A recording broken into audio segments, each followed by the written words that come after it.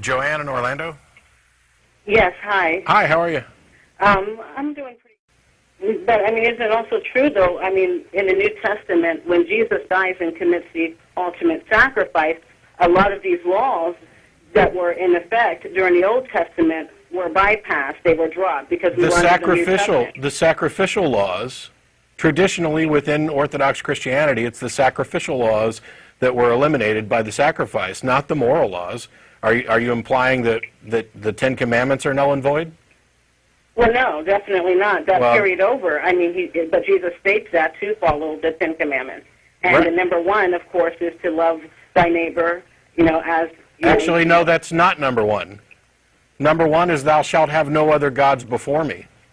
But no, when Jesus states that, he says to follow the Ten Commandments, and also he states a new law, which is, of course, love thy neighbor. Okay.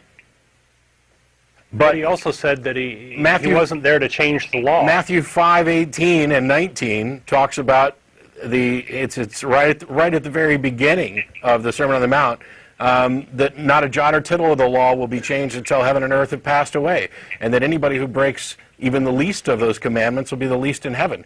Jesus' message in there in no way says, hey, we're going to toss out the Old Testament.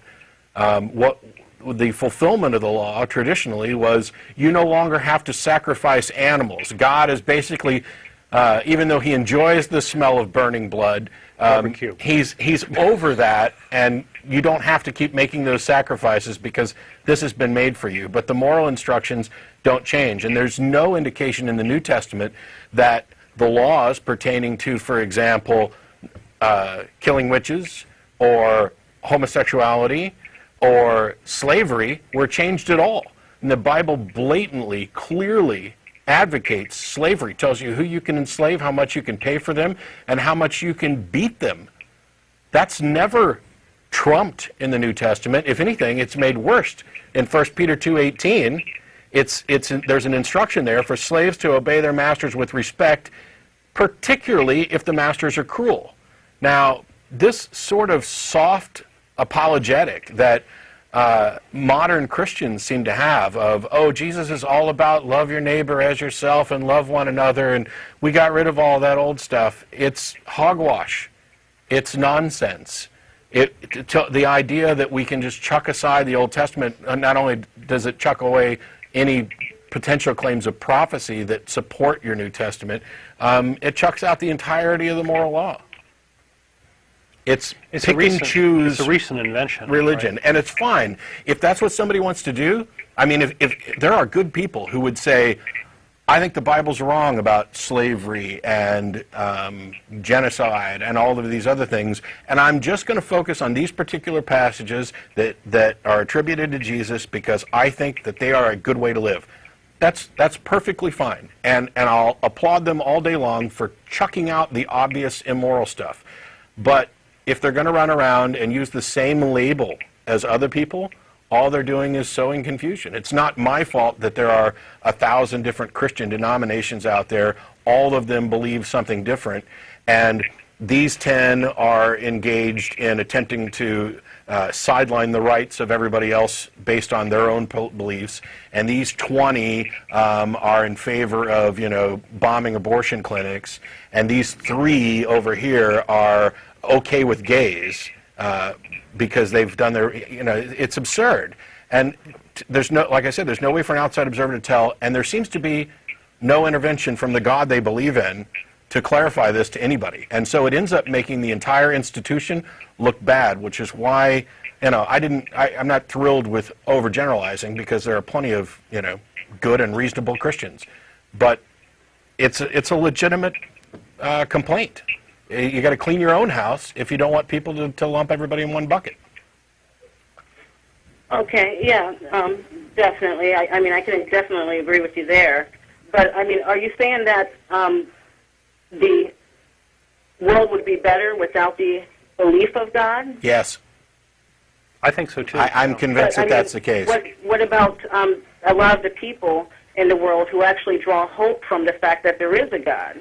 There's a study done recently that looks at the religious belief in first world nations, Europe and the United States and some of the some of the countries in the Americas and Australia, of course. And it correlates, it looks at the rates of religious beliefs in these countries versus various social ills like abortion rates, sexually transmitted diseases, homicide, infant mortality, teenage pregnancy, and all these things. And on all of these things, religious belief is correlated with the ill. That is, belief... As belief increases, societal health decreases. And Right. while you can't draw a causal link, there's a strong correlation there. But to your specific question about drawing hope from it, I understand a lot of people do.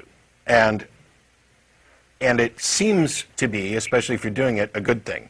But there's an old quote that and there's a lot of claims about Christians being happier than other people. And there's a quote that Russell referenced yesterday, which is the fact that a believer is happier than a non-believer is no more to the point than that a drunk is happier than someone who's sober. And you can draw hope from all kinds of things.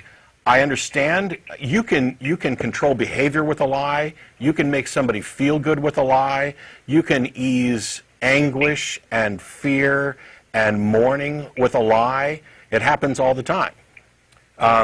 It doesn't change the fact that it's a lie. And it's my personal view. I would prefer the truth.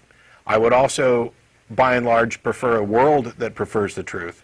I would not make any attempt... But to kind of quote a few good men, some people can't handle the truth. Maybe. I don't buy that. I don't buy that. And we talked about this... Some people might need to grow up. We talked about this yesterday.